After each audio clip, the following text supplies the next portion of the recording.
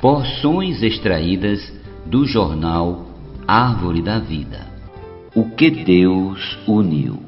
O casamento segundo a vontade de Deus.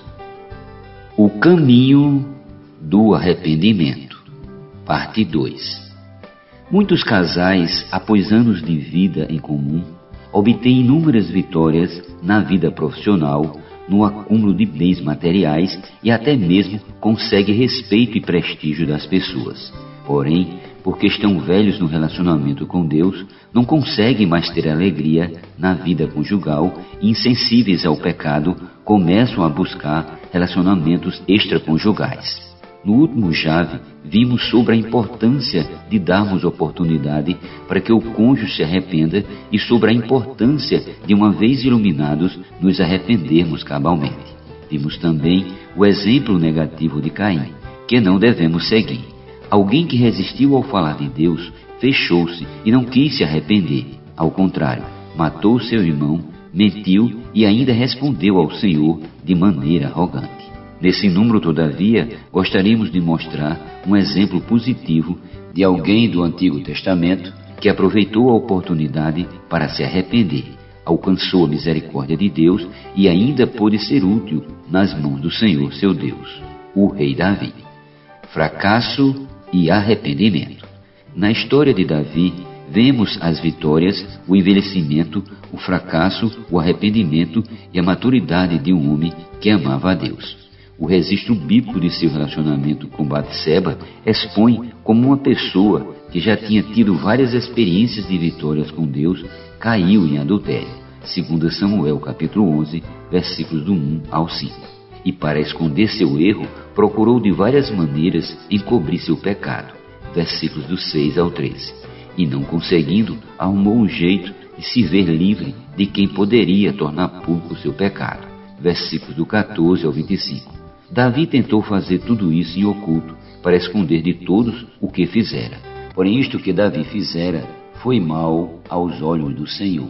Versículo 27. O Senhor viu e não se agradou, mas para ajudar Davi a ver seu erro e conduzi-lo ao arrependimento, o Senhor lhe enviou o profeta Natã.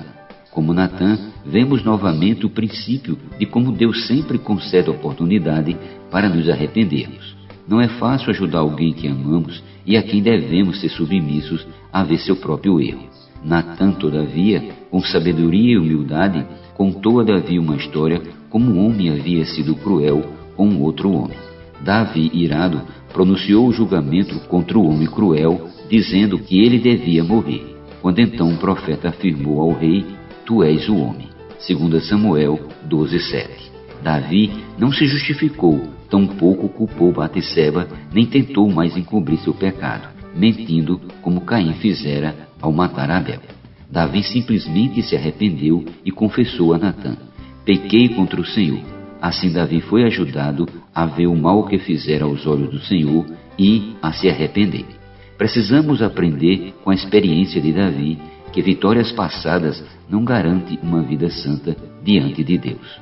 Não podemos confiar na carne, principalmente quando achamos que já amadurecemos. Também não devemos tentar ocultar pecados com manobras e esquemas, achando que ninguém está vendo e que nosso cônjuge não ficará sabendo. Além disso, não confessar os pecados somente fará com que a mão do Senhor pese sobre nós.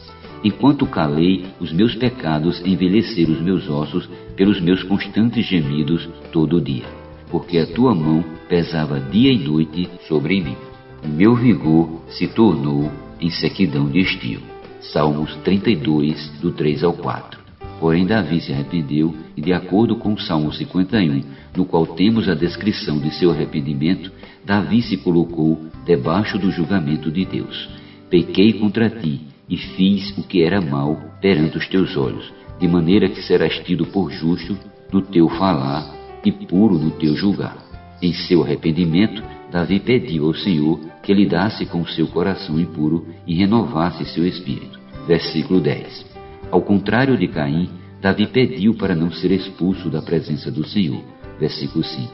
E ao pedir que Deus restituísse a alegria da salvação, Davi estava também reconhecendo que, apesar das vitórias, envelhecera em seu relacionamento com Deus.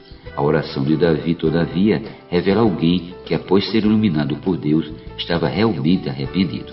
Seu arrependimento e o perdão de Deus, versículo 13, lhe restituíram a alegria e a paz.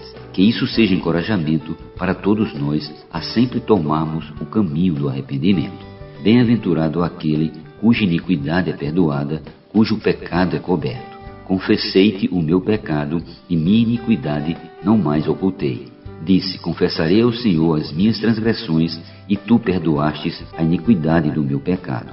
Salmo capítulo 32, versículos 1 e 5. Que a sabedoria de Natã e o exemplo de Davi ajudem muitos casais a ter um arrependimento cabal e a desfrutar da alegria de serem contemplados pelo perdão de Deus e do cônjuge.